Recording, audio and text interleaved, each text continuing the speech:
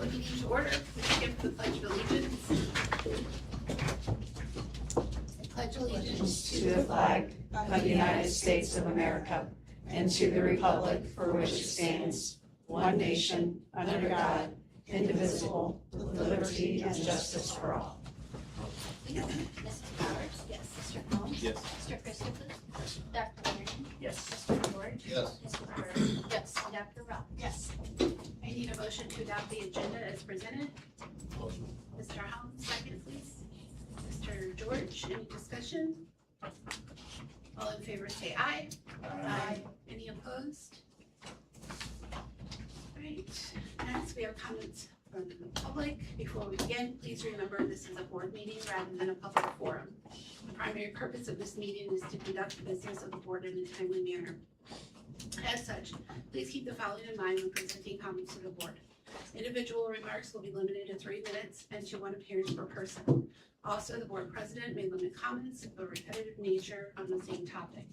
Generally, comments or questions directed to the board will not be answered during the meeting. It's also important to remember that comments regarding individual students or employees, even if names are not used, may not be made during open session.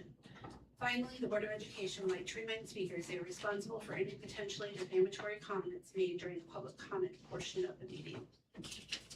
So we have Mr. Dinoff.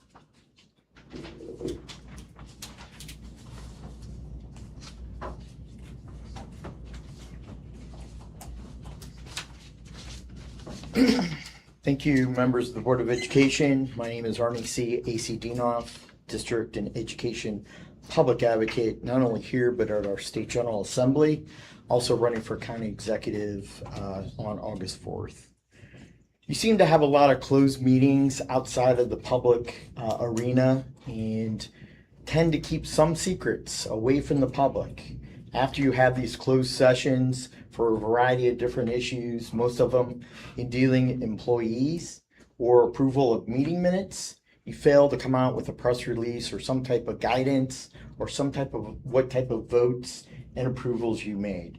So under chapter 621, or I'm sorry, 610.021, 610.022, 610.023, and 610.024, I'm requesting the Secretary of the Board of Education that I be provided with the closed meeting minutes, all the individual votes as allowed under state law, and I am allowed to verbally request the Board of Education and its secretary to have these meeting minutes and these disclosed documents.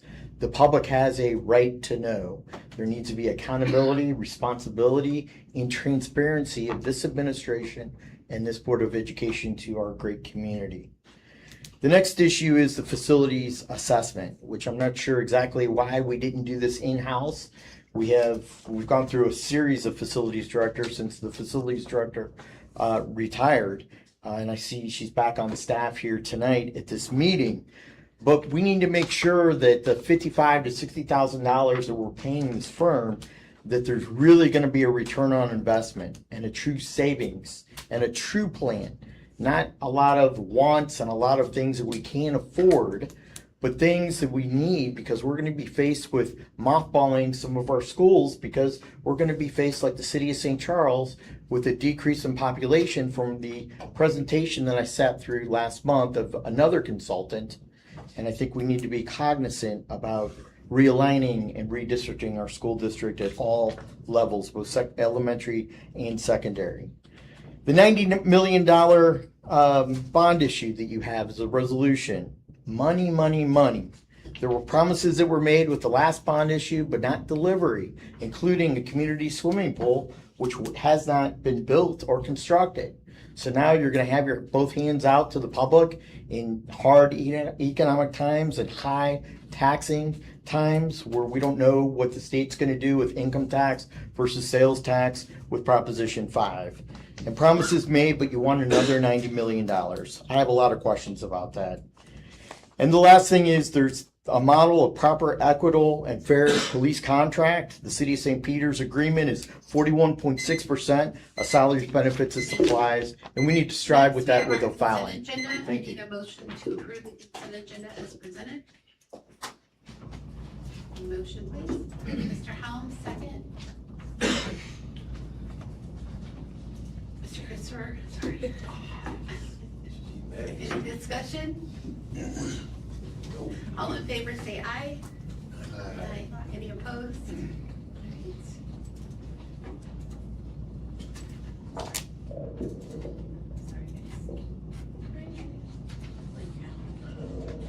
Financial. All right, good evening, board. Just presenting the year-end financials. As I kind of discussed last week, we finished in good shape. All of our major funds are increasing in balance, which is right where we want to be as we're coming up to, a more difficult year or years ahead. In fact, our expenditures were at 99.1% of budget, and our revenues finished at 99.9% of budget, so that basically our revenues were higher than our expenditures by about $3 million. In addition, our medical fund balance increased by about $800,000, which is much better than the opposite happening.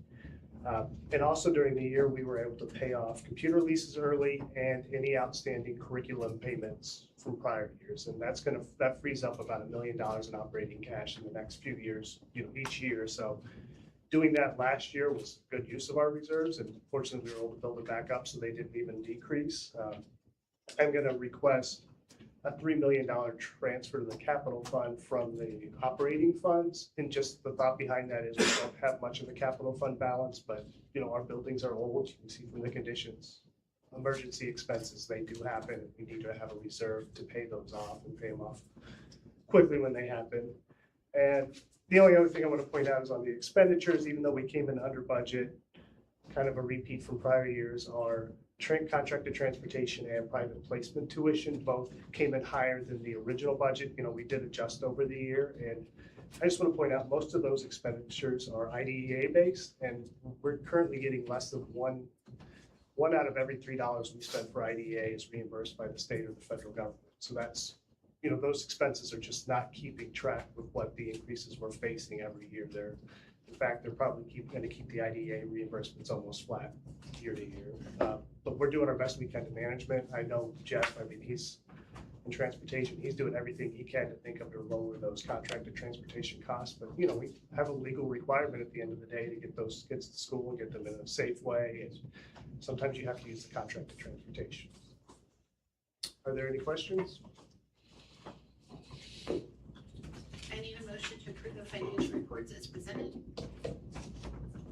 Mr. Howell, second, please. Dr. Marion, any discussion? All in favor say aye. Aye. Any opposed?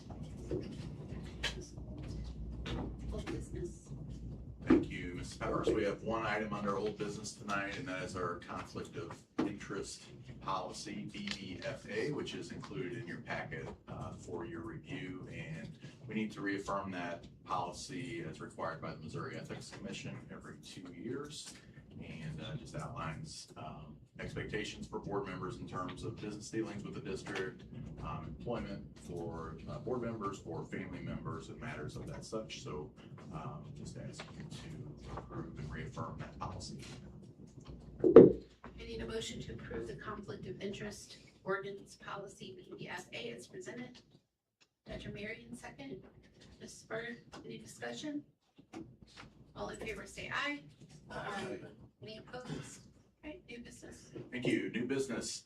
We do have our facilities plan and our needs assessment report that we are going to present to you today. And Rick is here with Cordick and Clark. We have a little slideshow here to present, and I will say Rick's going to give a very, very high level overview of the data that they've been working on, and we'll see if we can get the slides to advance here. But Rick and a team from Cordick and Clark has spent time, a great deal of time all throughout our district in our 33 buildings, and given us a real thorough analysis of the condition of those reports, and as well provided us information that's going to help with our 10-year capital improvement.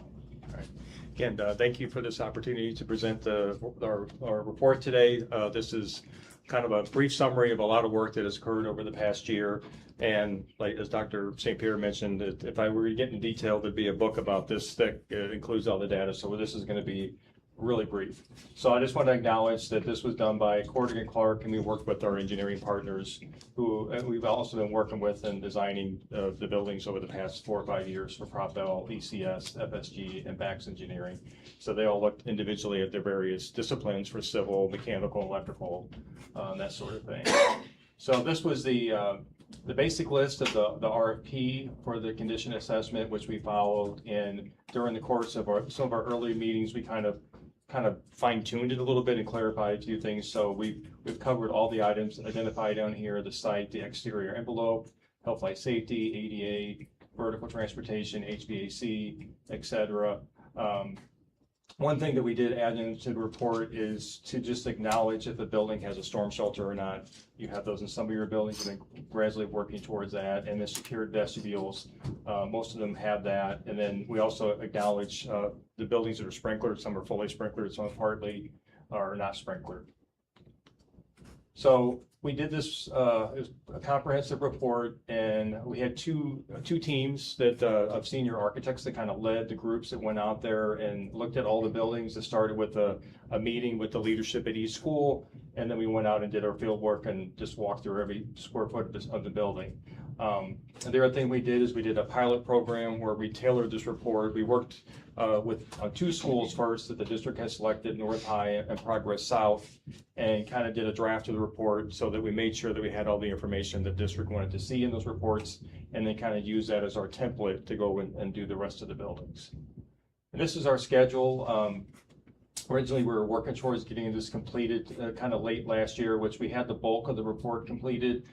This year, we've been kind of doing some fine tuning. Back in February, we went out and looked at the high schools and some of the sports facilities and auditoriums in a little more depth. And we've been working with Lisa and Dan on refining some of the costs and the scope. And then we also, as we worked on this, there were some items that were in the report that were already on your kind of maintenance schedule to do. And we kind of moved those over into a district maintenance category. And most of those items are actually done or will be done this year. So this report just excludes those items. And this is just a brief summary. We kind of broke the buildings into 4 categories. The high schools, so we have about 1 million square feet, $65 million identified in capital needs. You'll see kind of consistently with all these groups of buildings that probably mechanical, electrical, and plumbing in the interior renovations are probably the biggest part of them. This is the middle schools, about almost 600,000 square feet, about 37 million. A little bit different, but it's basically the same. Again, mechanical and interiors is the biggest part. The elementary schools also includes Mike Clemens in the Early Childhood Center. A little bit over 1 million square feet, $74 million. The one interesting thing I noticed when looking at this is that if you do the math, for all 3 categories, your buildings are consistently about $63 to $64 a square foot, which kind of tells that you're taking care of your buildings kind of very consistently as far as the repairs and things that need to be done. And then the last group of the buildings is kind of this building and some of the other maintenance facilities in that, and we have about 100,000 square feet and about $5 million in capital needs identified. So when we kind of go through all this, when we put everything together, then we're looking at the building and we're kind of scoring it. And what we're doing is we're looking at the value to replace the building versus the repairs or the capital needs that are identified. And you all are scoring very well in that regard. You can see everything is in the light green, dark green, or the yellow, which is good, average. And there's some that need a little more work that you below average. But as a whole, it's kind of hard to see there. You're totaling about 182 million and 15.3%, which is really, really good. So we want to commend the district for taking good care of your buildings. And we worked on a lot of these types of assessments and seen very different stories.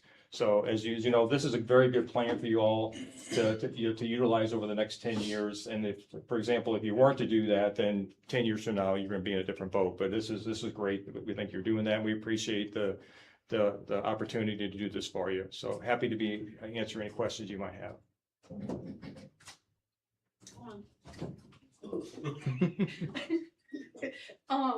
Would you be able to describe or go into detail as to what the secure vestibule is? as defined in your report? Yeah, it's, and it varies a little bit, but generally it's a vestibule that has access control, security, that restricts people from coming into the building during school hours. And usually you're buzzed in. There's an A phone that allows you into the vestibule. From there, you're held there. You could be led into the office, or you could be led directly into the school. That's a little bit different, varies from school to school. But it's basically a kind of a first line of defense to control people coming in and out of the school during school hours. Absolutely. Does that include, does it have to be a double door, or could that be a single door that's just buzzed in or accessed by phone Normally it would be a double door. normally? Yeah, and again, it probably varies a little bit from school and how the schools are laid out, but normally it's probably a double door. Okay, my next question would be, is there, I know in all of your, I'm sure the information is there, but I was wondering, did you all, like with this breakdown where you showed how bad that need is, combined with the previous breakdown of the different areas, those, like the type of, the area of support, so I was wondering, is there an additional breakdown showing how critical the level is for each type of need at each building? There's I have a summary book, and then there's 2 volumes of books for all the different buildings, and there's basically a similar sheet like this for each building. So that's going to be broken down by category, and Lisa has that, and we're in the process of getting hard copies printed. So that'll be something probably by next week. We'll be delivering those to the school district. Awesome, thank you. And then finally, the price estimate, is that based on prices today? That is based on today. That is based on today's dollars. But it's kind of hard to see on the spreadsheet. But what it's doing is it's forecasting the work over a 10-year period of time. And at the bottom, we're adding escalation. We're adding approximately 5% per year. That varies a little bit. But so you'll see, for example, that very bottom right, $30 million was the total in today's dollars, and we add 10%, and then you have 33 million. So every column going over, it's adding the escalation for that. Okay, thank you. All right, thank you. Anyone else?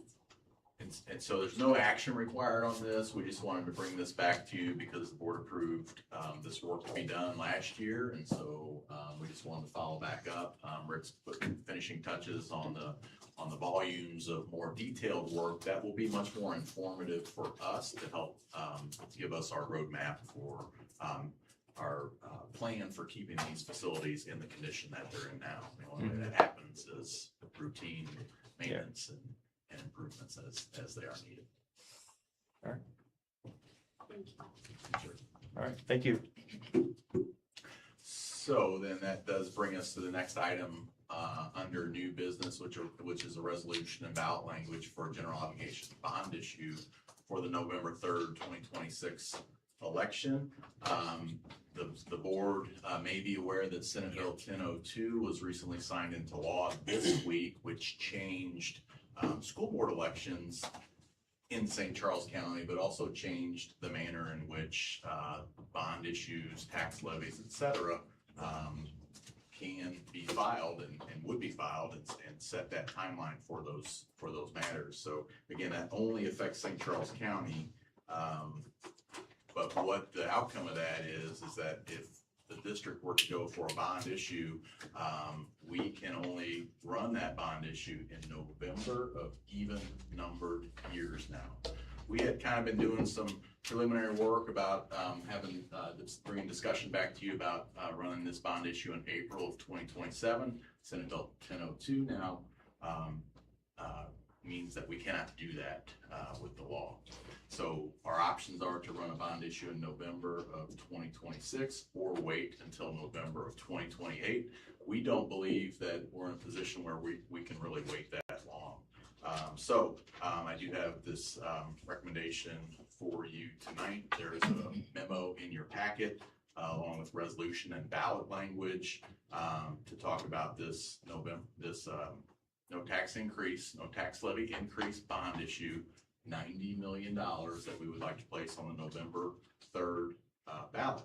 Focus areas, one, taking this information that Corrigan Clark has provided for us and putting this into action so that we can continue to maintain our facilities at the level that we have to keep us in those greens and yellows. Because when we slip down into the reds, what Corey and Clark would say is that's when you really have to start to make the decision. Is it, are you better off tearing it down and rebuilding it, as opposed to just putting the money into it that is required? So we'll keep those scores in the greens and the yellows. We're not having those discussions, but it does take money to keep those facilities at that condition that we expect. And those are things that we're talking about: roofs, HVAC, building exterior, improvements, et cetera. So using that plan as a jumping off point will be comprised of a big part of that bond issue. Also, heavy emphasis on safety and security is the plan for this bond issue. Continue storm shelter construction at our elementary schools. We talked about those vestibules. We have some buildings that we are not in the position that we would like to have with secure vestibules. We need some additional construction to go into those buildings to make those on par with the rest of our buildings. We would like to look at adding classroom phones in each classroom. I've heard a lot of feedback from teachers on that as I go throughout the buildings this year. Why don't we have phones in classrooms?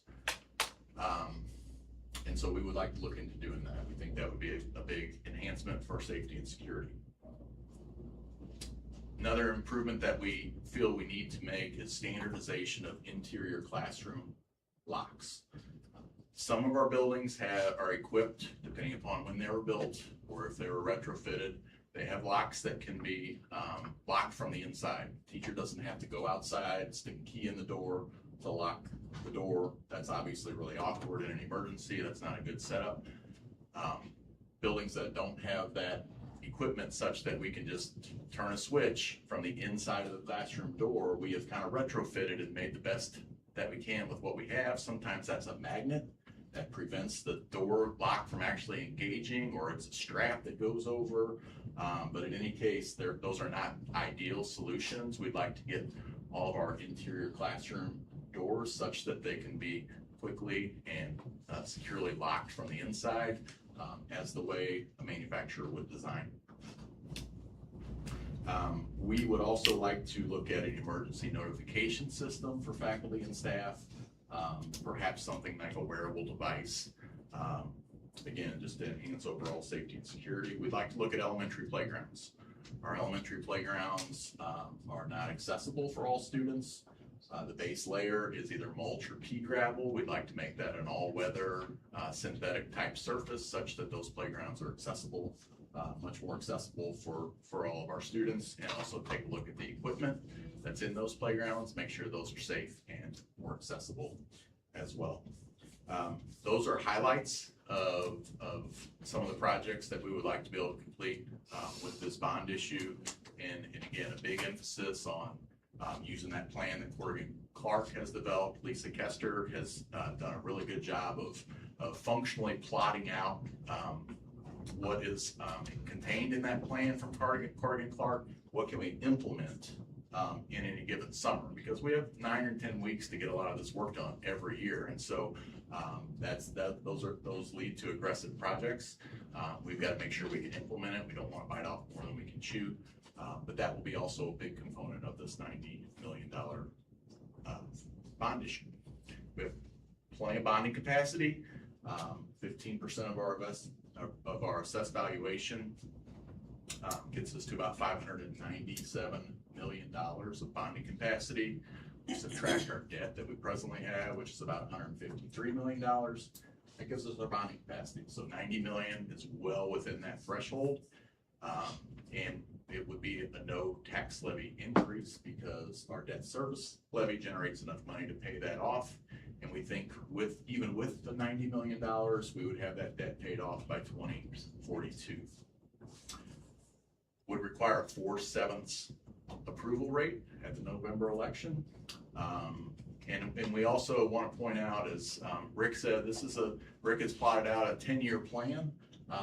This would likely be the first in a series of 2 bond issues. So we would anticipate that it'd be more likely than not in 2030 that we would come back for another bond issue to continue this capital improvement plan. So that's a lot of information, but I'm looking for your consideration for approval. I need a motion to approve the resolution in ballot language for $90 million no tax levy increase general obligation bond issue, Prop 1 at the November 3, 2026 election. Mr. Christopher, second please. Mr. Helms, any discussion? All in favor say aye. Aye. Any opposed? Right. Thank you. Next item under new business is our continuous school improvement plan, and we have been working on this since about January of 2026. And as you know, we've had a plan in place from 2023 to 2026. We have been working on this new plan and looking at it in terms of more of a refresh because we've got a lot of good things in place with our existing plan. And we're headed in a really good direction, and we wanted to kind of refresh and realign. One tweak that we have made is we've put this under a framework that's relatable to Leader and me. So we've categorized our new plan under 3 headings of leadership, academics, and culture. Jen Waters was instrumental in spearheading this plan, and I will turn it over to her to see what she wants to say, and then we'll have some other presenters. No, thank you, Dr. St. Pierre. You pretty much said everything I was going to discuss, but we were really lucky that after meeting with the steering committee and focus groups throughout the district, we realized pretty quickly we did not need to do a complete rewrite. It's really more just of a revision. The major one being that we kind of were able to streamline those 5 areas into 3. We had some action team leaders here that are all going to present this evening and give you kind of an overview of each of the areas. And they will be around if you have any questions. And if you are good with it, we'll ask for your approval. This will go through 2029. So for the next 3 years. So first up, we'll have the academics team. Dr. Brown and Mrs. Sanker will go through those points for you.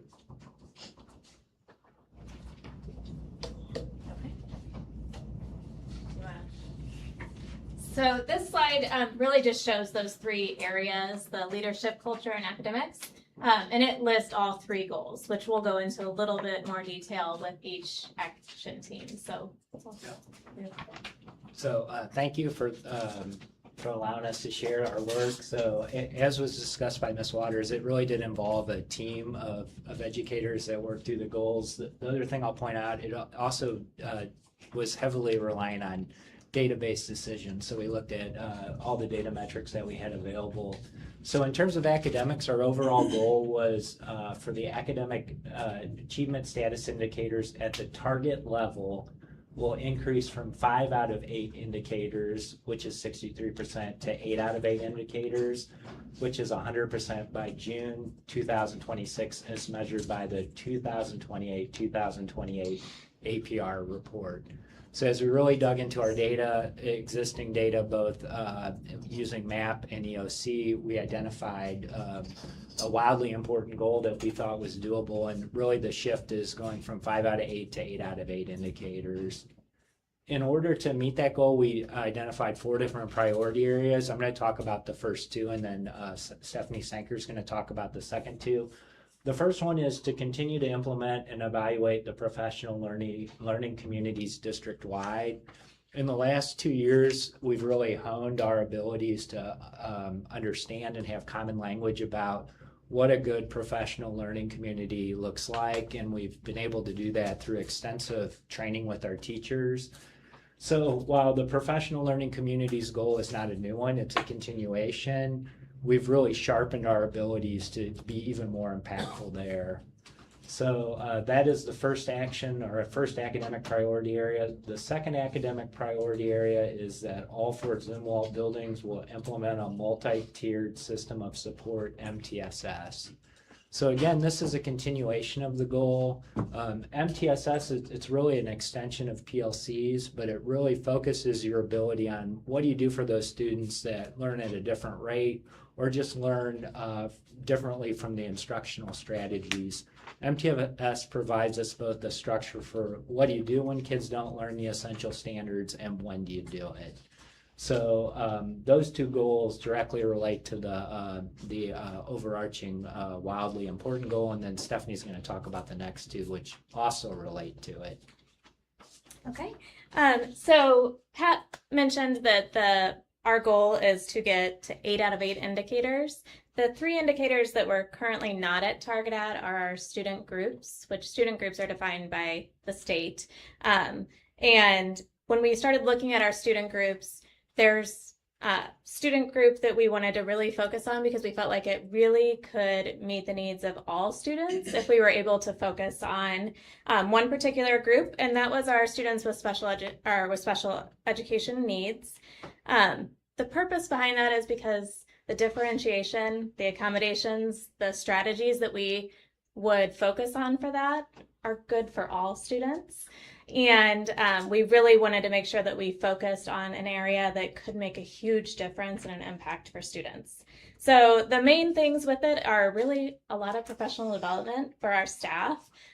When we talk through our panorama surveys, they really mention that they want more strategies for meeting the needs of every kid. And we think that that's a way that we can meet that need.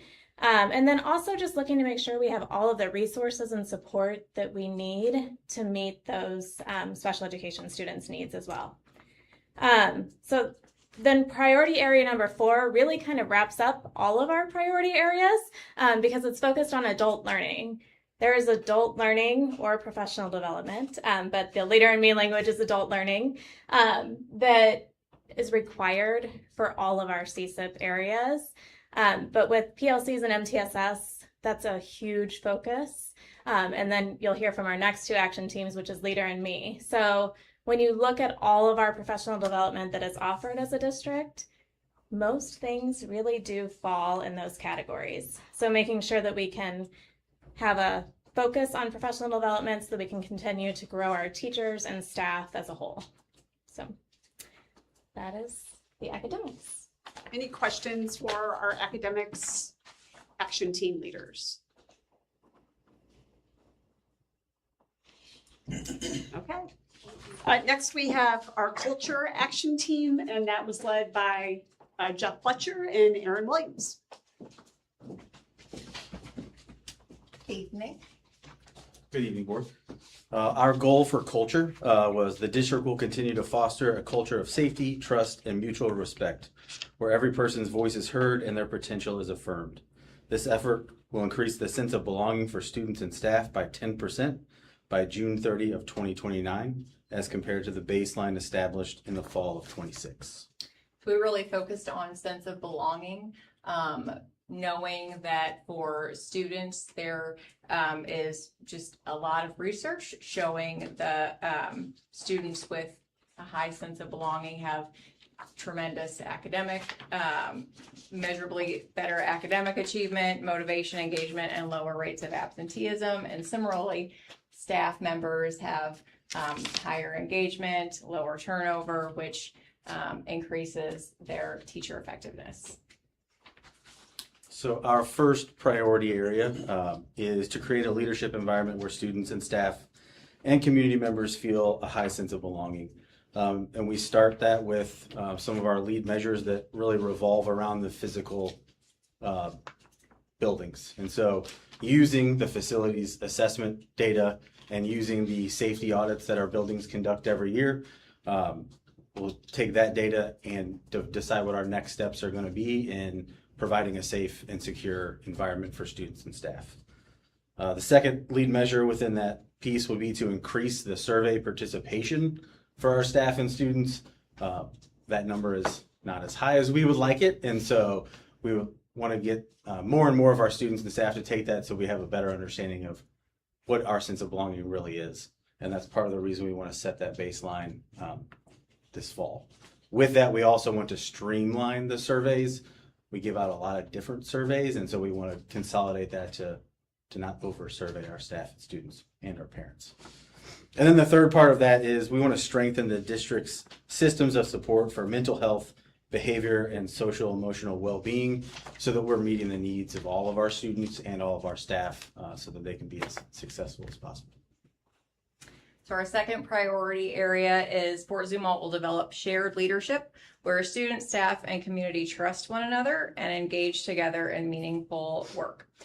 So in order to accomplish this, we have 2 lead measures. The first focuses on strong building level lighthouse teams. So our buildings will have our established lighthouse teams, but really making sure that they're meeting monthly, tracking and monitoring their progress, and then adjusting those, their goals and actions as needed. So our district lighthouse team will be monitoring that and tracking that as well. And then also making sure that all of our staff members have some training in the 7 habits. So we have 3,000-ish staff members, and we want to make sure that from cooks to custodians to cabinet members, everybody knows when we talk about the 7 habits, what that means, so that as a district, we're all speaking the same language, just helping everybody to become equipped. So that everybody knows that we're all on the same team. And then finally, under this priority area, we would be developing a plan to build the capacity of our leaders and staff members throughout the district through a more formalized training and mentoring programs for all of our staff categories. We've reported this to you guys and have seen it in our department, just as we're able to implement those programs through each category. We have great results with retention and job satisfaction, and so we just want to make sure that we're continuing to build that. And we're happy to answer any questions that you guys have about culture. Any questions? Okay. Thanks. So we're going to turn it over to Dr. Jackie Hodelman and Dr. Ashley Long to talk about leadership.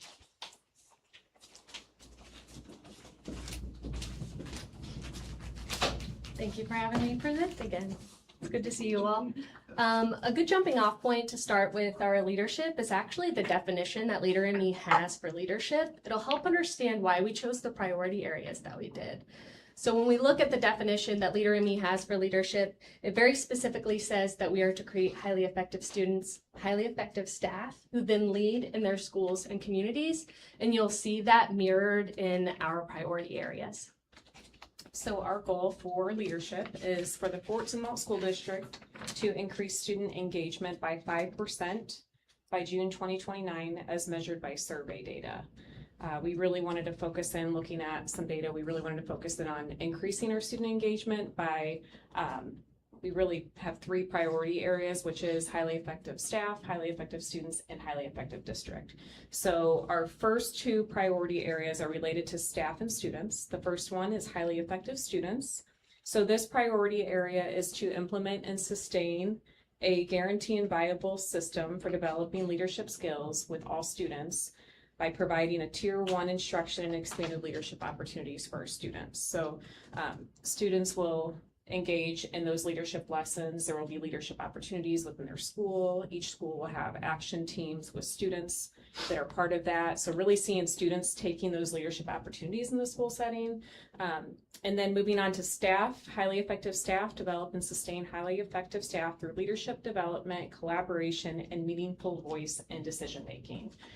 And this one really looks at, it kind of overlaps with what Erin Williams had shared about being able to create opportunities and develop staff that we already have in the buildings to be able to provide those leadership opportunities as they desire, but then also finding those leaders in the buildings to help grow them and keep them within our school district.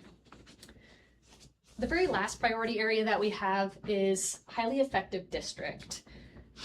This priority area says that we will implement a needs-based staffing model that moves beyond basic enrollment numbers to ensure personnel are distributed where they will have the greatest impact on student growth.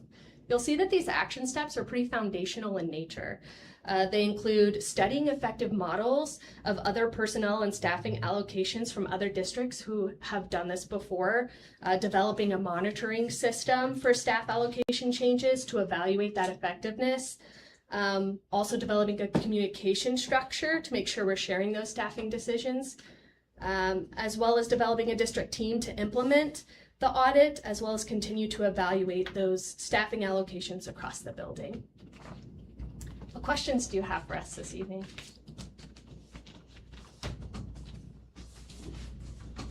Perfect, thank you. Thank you, I need a motion to approve the 2026 through 2029 continuous school improvement plan revisions as presented. Sorry, I think that I have a question. I was like, hold on. Dr. Roth? Mr. George, any discussion? All in favor? I just wanted to say that I was really impressed by this. Having watched the tail end of the last CSIP and looking at this, it seems like a really well-rounded and focused way to hit a lot of areas. So I had no questions because this was really thorough and well done. So I'm excited to see what we got.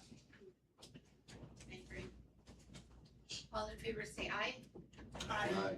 Any opposed? All right. Thank you very much. We are excited to get rolling with that as we start the new school year. Next item under new business is we have the City of St. Peter's SRO Partnership Agreement. And this will cover our South High School, our East High School, and our DeVray Middle School SRO staffing allocations that we have. The board will recall that we recently increased SROs to full-time status at our O'Fallon middle schools. And this agreement, what this does is it kind of rounds out the picture for our St. Peter's middle school, which is DeVray Middle School, increases the SRO presence at DeVray Middle School from half-time to full-time, maintains full-time at East High and at South High as well. And then St. Peter's will also continue to provide us with their officers for our elementary schools within the City of St. Peter's. So the best part about this is there's essentially no price increase from previous years. So we appreciate the City of St. Peter's, Chief Ramirez, Mayor Pagano, for the relationship that we have with them and the partnership. So I would ask that you consider approving this agreement. I need a motion to approve the 26-27 City of St. Peter's SRO Partnership Agreement as presented. Mr. Helms, second. Mr. Christopher, any discussion? All in favor say aye. Aye. Any opposed? Right. Parent educator agreement. Erin, you gonna take that one? Yeah. Okay. So we had a lot of negotiations this year. This is our last one to present to you guys is our salary negotiations. So Mr. Fletcher is still in the back. So we worked with, again, the FZEA and our parent educators for this salary schedule that you have in front of you. Again, it is just for the 26-27 school year. It adds 4% to what we had previously. This will add quite a bit to make it much more attractive for our parent educators, for recruitment, and also for retaining the folks that we have. It changes our base at step 1 to $25,000, at a bachelor's to $29,000, and master's at $30,000, which is anywhere from $5,000 to $7,000 increase, but it's a 4% overall increase. So we went through negotiations through May and June, and again, just a really good collaborative negotiation process with our education association. We would ask for your approval of this salary schedule. I need a motion to approve the 26-27 parent educator agreement as presented. Dr. Marion, second. Mr. Helms, any discussion? All in favor say aye. Aye. Any opposed?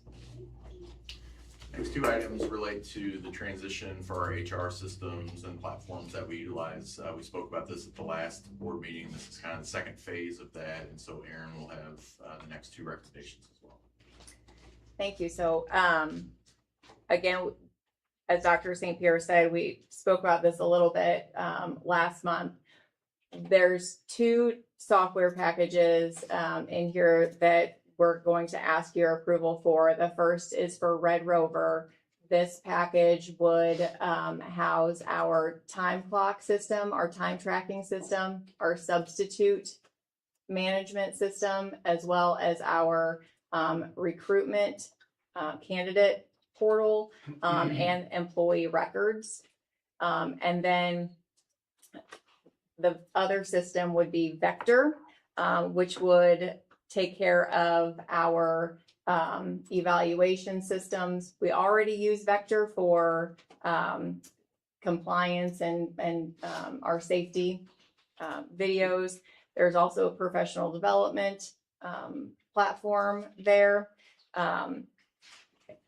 It would streamline a lot of things for us, saving time and kind of bringing our software into I'll say the 20th century, but 21st century, and would end up saving us some money. So about $30,000 a year after the first year's implementation cost. So we worked with Brian Whittle to go over this in the payroll department. We've been researching these different systems basically all year because we knew we wanted to make a change from our current software system and not anything that we want to jump into because we don't want to do it again for a very long time.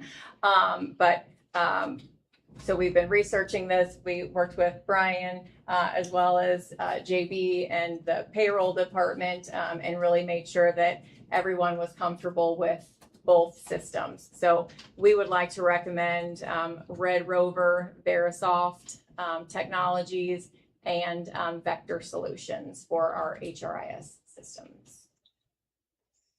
I need a motion to approve VectorSoft Red Rover Technologies agreement as presented.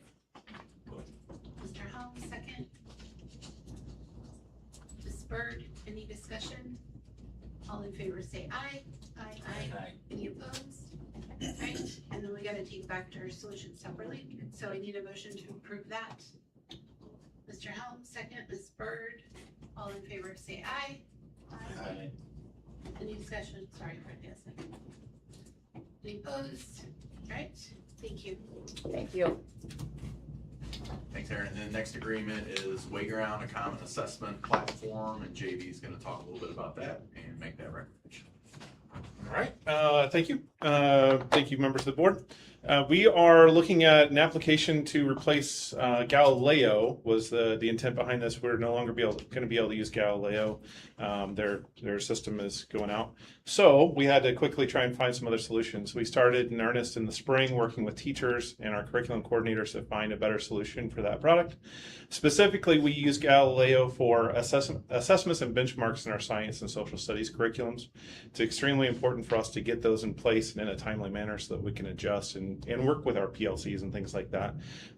We landed on Wayground in coordination with our department, curriculum, and teachers that had a chance to pilot it.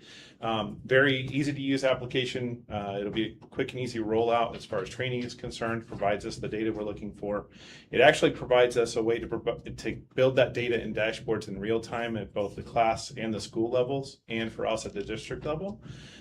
Whereas previously it took a lot of manual entry to try and build those reports based off the data that was in Galileo. So that'll be a pretty significant improvement.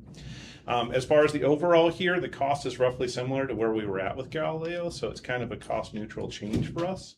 But one of the benefits long-term here and what we're evaluating is there are some other components built into what we're purchasing that are very similar to other platforms that we currently run, such as Nearpod, Edpuzzle, those kind of things. And what we would like to do is over the course of this year, our primary goal is to take care of that Galileo replacement, get our teachers up to speed, make sure that's covered. But over the course of the year, we also want to work with our staff to see what we can do to migrate off of those other platforms so that in the long term, we're talking about a cost savings and not just me saying, hey, we got to do another thing, right? The goal here is to consolidate less data going to different places so it's more secure, lower cost, because we can go down to one platform doing multiple things for the same cost as one. So, that's kind of my background. If you have any questions, I'm happy to address those as best I can. I need a motion to approve the Weight Room Common Assessment Agreement as presented. Mr. Howells, second, Dr. Roth, any discussion? All in favor say aye. Aye. Any opposed? Thank you. Thank you. Thanks, JB. And then last item under new business, Mr. Dan Meyer has our Westoff storm shelter recommendation he will present. Thank you. For the past several months, we've been planning a storm shelter at Westoff Elementary. The bid package consists of a base bid for a four classroom storm shelter with several restrooms, conference room, and a collaboration space. The capacity of the storm shelter would be large enough to accommodate all the students and staff at Westoff in the event of an emergency. With the bid, we requested 4 alternate bids. These consisted of an additional 2 classrooms, some concrete replacement, additional site lighting, and fire alarm upgrades in the existing building. The project went out for bid in June, and we ended up with some very competitive bids. We had 14 general contractors bid on the project. After reviewing the bids and the information with the demographic study and some budget concerns, we felt it best to accept the base bid alone without any of the alternates. Low bidder on the project was Frizy Construction. They came in lower than our estimated budget. We worked with Frizy on several projects over the years, and if they were awarded, construction would start almost immediately and be expected to conclude next summer. I'm happy to answer any questions about the project. I'd like to request the board's approval to award the contract to Frizy for the project. I need a motion to approve the Westoff Storm Shelter recommendation as presented. Mr. Howell, second, Dr. Roth, any discussion? With this company, since you've worked with them before, I'm just surprised that they came in so far under even what the estimates were. In the past, how have they been with sticking to their estimates of what it would actually cost them? They've been pretty good about staying within budget. We planned for a little bit of contingency with things that may have been oversighted. I think it's around 3%, but I don't anticipate any issues with going over budget. Okay, thank you. So in the past, that contingency's covered any additional costs typically with that? We have it budgeted. I think it might be lower just because we had 14 bidders. They all sharpened their pencil a little bit more. It was very competitive. There was $1,000 difference between the 2 low bids. Yeah. Wow. There isn't any more. All in favor say aye. Aye. Any opposed? Thank you. Last, we have return board of education, Dr. Marion. Thank you. Well, I'd like to piggyback off what Dr. Roth said regarding the comprehensive school improvement plan. District's always been good, but if you've been around, have a history at the district, you know we've come a long way in our CSIP planning. We've gotten a lot better at it as we go. And what we have now is a plan actually being something we actually live by and kind of follow and use it to guide directions. I think we've come a long way, so it really is impressive. So appreciate all the folks. And let's see, Jeff and Stephanie are still helping. Thank you for your involvement. And of course, Dr. Waters. Miss Waters, I just gave you a doctorate. It was free. Thank That's the best part of Thank it. I hate to get titles wrong, so I apologize for that. So thank you. I appreciate all the work that goes into that. The other thing is, I know we got great people like Dan and the rest of our facilities folks, but to spend $60,000 for a facilities assessment is a drop in the bucket when you look at the 3 million square feet of facilities that we have, or almost that probably, and that's if Google's correct. It may not be, but the point is to think, no matter who we are, to think we know everything about everything is crazy. So not to get some outside expert advice occasionally, make sure we're not missing something when we have to safeguard, these buildings for the public. I think that would be more of a disservice. So I think that's money well spent, and I'm excited to see what comes from that. Thank you. Get out, he stepped out. Yeah. Wow, how did I not see that? It was very fast. Oh, wow. Mr. Christopher. I also want to say thank you for all the hard work. I know it's, to continue to progress forward can be a difficult task. The first thing is identifying our weaknesses and really talking about those and identifying the goals and where we want to go with it.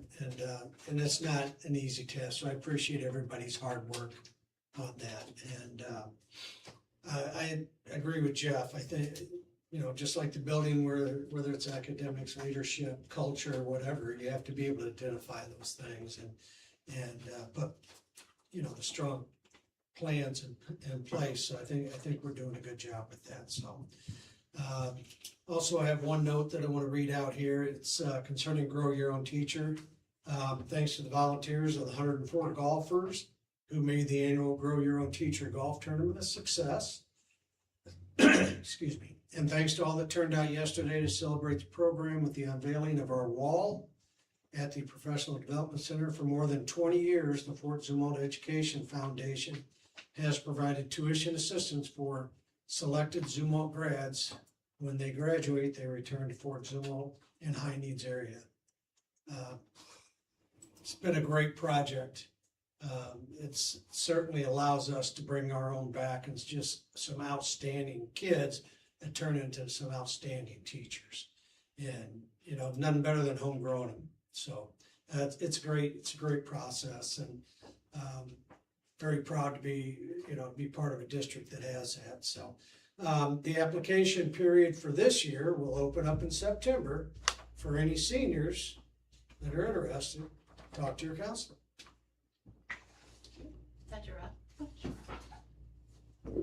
It's hard to believe it's already mid-July. School's coming up before we know it, and so much work has gotten done over the summer. So thank you guys. It's been eye-opening to see how much we actually do when school's not in session. But looking ahead, and this is a helpful reminder from me as a parent too, the online enrollment update is not yet open, I believe, but when it does open, reminder that starting new this year, 26-27, and moving forward, all families have to upload 2 current proof of residency documents with the online enrollment update form. We've gotten emails with more detailed information, and it's posted in the Fort Zumwalt Back to School headquarters online, and you'll get notified when the enrollment update opens. Sticking with the back to school theme, I wanted to announce the back to school bash. So for the 3rd consecutive year, we are hosting a back to school bash. This event supports families in need, providing a place to get help with online paperwork, to register or update student immunizations, and leave with supplies that equip them to excel in the new year. If you or someone you know needs assistance, please reach out to your school counselor or mental health professional. Put the Back to School Bash on your calendar. It's noon to 3 p.m. on August 13th at South Middle School this year. Previous years it's been at South High, so this year it's at South Middle. And organizations that are interested in donating to support this can contact the district office to learn more about that opportunity. And I did wanted to say there was a lot that happened this meeting. I'm very grateful for the work that's gone into the assessments. I believe there's a lot of value to getting fresh eyes on these things, so I completely understand going that route. I'm very grateful for our maintenance teams that have worked so hard to keep our schools in good working order. And I do not want to see any of our students going to school in a school that has major structural or safety concerns. So with 10 schools that are already at or below average, 21 at average, and 2 that were at good, I completely understand the need for updates for our facilities to keep them in a condition that's safe for students, staff, and community members. And finally, I want to say it was a joy to serve on the CSIP committee with so many of our faculty, our staff. We have some very dedicated, passionate, and knowledgeable individuals that work here. Thank you so much. Tough to follow that. However, simple thank you is all you're gonna get from me. No, On the second page, she so forgot leave me something alone. too. But anyway, no, seriously, thank you so much for all that you all do. You all got so much done this summer, and you all never cease to impress me every time we have a meeting. So the amount of work you all put in, as far as staff all across the board, really make us what we are as a district. So thank you again. I do have a couple notes here. I want to send a congratulations to Sean Greashopper. He's a fueler and lot attendant with the transportation department. Sean is a 2025-2026 support staff rookie of the year. People have been quoted as saying Sean is reliable and detail oriented.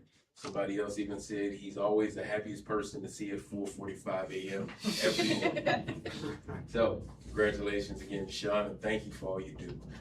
Next thing I have is a hiring summit that's coming up. If you're looking for a career shift or wanting more from your daily work, please feel free to join us at our hiring summit for support staff. To join our support staff team this Saturday, it's going to be from 10 a.m. to 12 p.m. at the Professional Development and Technology Center located on Touch Network. So if anybody has questions, feel free to give district office a call for more details. Over the past few months, administration has brought us quite a bit of data to help us plan for the future. The demographic study and the physical needs study, along with community feedback and surveys and meetings, have informed our decision to put a $90 million no tax levy increase bond issue on the November ballot. While it's sooner than we planned to ask voters for this permission to borrow, a new law requires us to ask this November or wait until November of 2028. As we saw in the CSIP presentation, safe, secure facilities are at the foundation of what we do.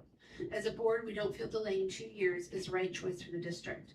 Please watch our website for more information, reach out if you have questions, and watch for other opportunities to be part of the conversation about the future of our schools.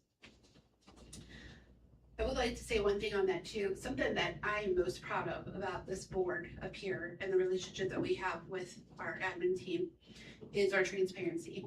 We don't hide anything. We don't need to hide anything. We're here to do what's best for kids every day. That's what we're all here for. That's what makes it go round for us. So this bond issue is needed. It's part of structures of how school work.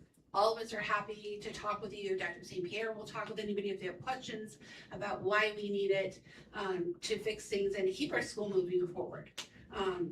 We're not constantly asking for money. I think our district has been very, very frugal over the years, and our job up to with the money, we've been very transparent with that. And at times when things have come up, we've had to make decisions that no, this isn't the best with the taxpayers' money to move forward with this because things had changed in the economy that we could not control.